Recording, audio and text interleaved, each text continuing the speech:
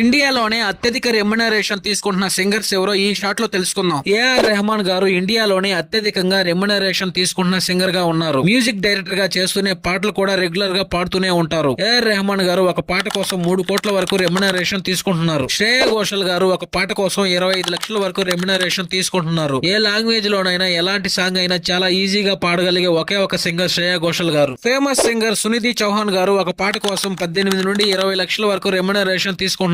సునిధి చౌహాన్ గారు ఎక్కువగా హిందీ సాంగ్స్ పాడుతూ ఉంటారు. ఫేమస్ సింగర్ అరిజిత్ సింగ్ గారు ఒక పాట కోసం 18 నుండి 20 లక్షల వరకు రెమ్యునరేషన్ తీసుకుంటారు. బ్రేకప్ సాంగ్స్ లిస్ట్ లో నెంబర్ 1 ప్లేస్ లో ఉంటారు అరిజిత్ సింగ్ గారు. అరిజిత్ సింగ్ గారు తెలుగు, హిందీ లాంగ్వేజ్ లలో రెగ్యులర్ గా పాటలు పాడుతూ ఉంటారు. సింగర్ బాద్షా గారు ఒక పాట పాడడానికి 18 నుండి 20 లక్షల వరకు రెమ్యునరేషన్ తీసుకుంటారు. బాద్షా గారు సింగర్ గా కంటే ర్యాపర్ గా ఎక్కువగా ఫేమస్ అయ్యారు. బాద్షా గారు ఒక పాట పాడారంటే వందలాది మిలియన్ వ్యూస్ గ్యారంటీగా వస్తుంటాయి. సింగర్ సోను నిగమ్ గారు ఒక పాట కోసం 15 నుండి 18 లక్షల వరకు రెమ్యునరేషన్ తీసుకుంటారు. సోను నిగమ్ గారు తెలుగు, హిందీలతో పాటు అనేక భాషలలో సాంగ్స్ పాడుతూ ఉంటారు. సింగర్ కమ్ యాక్టర్ దిల్జీత్ దోసాంజే గారు ఒక పాట పాడినందుకు 10 లక్షల వరకు రెమ్యునరేషన్ ఛార్జ్ చేస్తారు. స్టేజ్ మీద పాడడానికి అయితే 50 లక్షల వరకు రెమ్యునరేషన్ తీసుకుంటారు దిల్జీత్ దోసాంజే గారు. రీసెంట్ టైమ్ లో దిల్జీత్ దోసాంజే గారు కచేరీలు చేస్తూ బాగా వైరల్ అవుతున్నారు. ర్యాపర్ గా బాగా ఫేమస్ అయిన సింగర్ హనీ సింగ్ గారు ఒక్కొక్క సాంగ్ కోసం 10 లక్షల వరకు రెమ్యునరేషన్ తీసుకుంటారు. హిందీ, పంజాబీ సాంగ్స్ ఎక్కువగా పాడుతున్న నేహా కక్కర్ గారు ఒక పాట పాడినందుకు 10 లక్షల వరకు రెమ్యునరేషన్ తీసుకుంటారు. సింగింగ్ షోలలో జడ్జిగా బాగా ఫేమస్ అయ్యారు నేహా కక్కర్ గారు. హిందీ లాంగ్వేజ్ లో ఎక్కువగా పాటలు పాడే మికా సింగ్ గారు ఒక్కో పాట కోసం 10 లక్షల వరకు రెమ్యునరేషన్ తీసుకుంటున్నారు. మికా సింగ్ గారు బాంగ్రా,